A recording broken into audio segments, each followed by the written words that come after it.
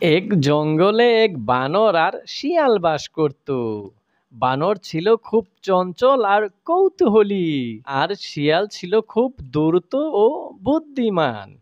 তারা দুজন একদিন জঙ্গলের মধ্যে হাঁটতে হাঁটতে এক কোণায় গেল, যেখানে তারা একটি কাঁঠাল ভর্তি কাঁঠাল গাছ দেখতে পেল। কাঁঠাল গাছ দেখে বানর লাফিয়ে চিৎকার করে উঠল এবং বলে উঠল, আমি পাকা কাঁঠাল খাবো। আমাকে কাঁঠাল খেতে দিবি? তোকে কাঁঠাল খেতে দিব, কিন্তু কাঁঠাল খাওয়ার পর একটি গান গাইতে হবে। ঠিক আছে, কাঁঠাল খাওয়ার পর গান গাবো। শিয়াল রাজি হওয়ায় বানর গাছ থেকে কাঁঠাল পেড়ে নিয়ে আসলো এবং তারা দুজনে মিলে খুব মজা করে খেলো।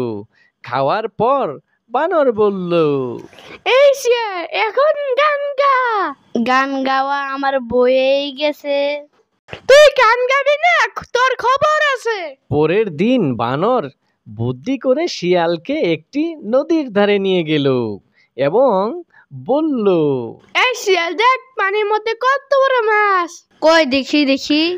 যখনই শিয়াল পানির দিকে দেখতে গেল, বানর পিছ থেকে শিয়ালকে লাথি দিয়ে পানিতে ফেলে দিল। শিয়াল পানিতে পড়ে ভিজে গেল এবং বানরকে বলে উঠল, এই বানর, তুই আমাকে পানিতে ফেলে দিলি কেন? এটা তো চালাকির শাস্তি। শিয়াল তার ভুল বুঝতে পেরে বানরের কাছে ক্ষমা চেয়ে নেয় এবং তারা দুজনে ভালো বন্ধু হয়ে যায়।